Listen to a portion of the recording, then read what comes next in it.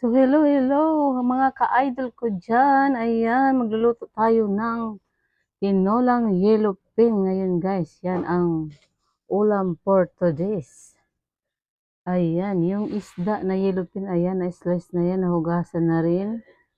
Ayan, yung pechay, yung gulay natin. Tapos, ito yung ibang sangkap, yung kamatis, sibuyas, luya, sili, at sibuyas. Ayan. At ang magic sarap na nagpapasarap sa mga lutuin natin. Ayan, magic sarap. Baka naman. So, ayan guys. Tara, samahan niyo ako magluluto tayo ng tinolang yellow pin. So, ayan, nagpakulo na ako dyan guys ng tubig. Ayan, ilagay na natin yung mga sangkap, yung luya, ayan, at sibuyas. Ayan, nalaglag pa yung sili. So, ayan. Ilagay natin yung kamatis. Ayan. Tapos, ilagay na ulit natin yung siling haba. So, ayan, yung siling haba na nalaglag, hinugasan ko muna yan, guys. So, ayan, para malinis yung lutuin natin. So, ayan na, guys. Kulong-kulo na yan. Ito na, ilagay na natin ang isda. Ayan. So, ayan, isa-isahin natin paglagay para maganda yung pagkakaluto. So, ayan. Sobra 1 kilong, ano yan, isda. Mga 240 yan guys. Dito kasi 200 ang kilo niyan. So, ayan. Ayan na guys. At pagkukuluin natin yan guys.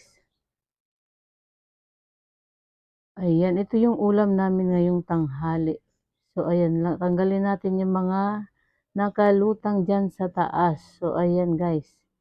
Tinatanggal talaga yan. So, ayan, kulong-kulo na talaga siya guys. Lagyan natin ng asin. 3 takal ng asin. Ayan, 3 ano lang yan, spoon. Ayan. So, ilagay na natin yung gulay natin na pechay. Ayan. So, ayan guys, para yummy yung ulam natin. May gulay na, tas may isda pa, di ba? Oh. Jadi, ano na, andyan na lahat. So, masustansya. So, need natin ng sabaw talaga sa araw-araw. So, ayan guys.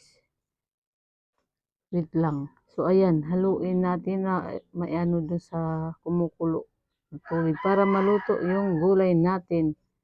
So, ayan, ibabaw na natin yung mga kamatis, tsaka luya. Ayan, yung sili, andyan na. Ayan. So, hindi mawawala talaga sa lutuin ang magic sarap. Ang pampalabas ng lasa. Ayan, pampalasa yan guys. Magic sarap. Talagang manunuot yung sarap sa ating mga lutuin. So, ayan, budbud na natin yan dyan.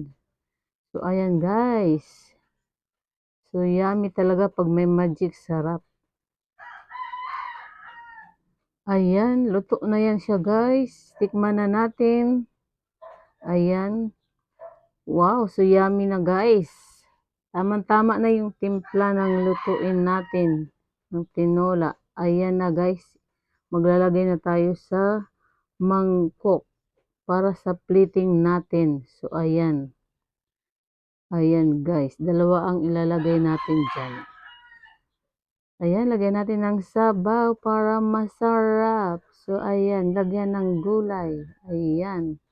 Para masustansya yung ulam natin. So, ayan na guys. 2 yung nilagay ko. Oh, diba? So yummy talaga. Ayan, yung tinolang yellow pen na may pechay. So, ayan, nabubulol-bulol tayo dito sa voice over. So, ayan na guys.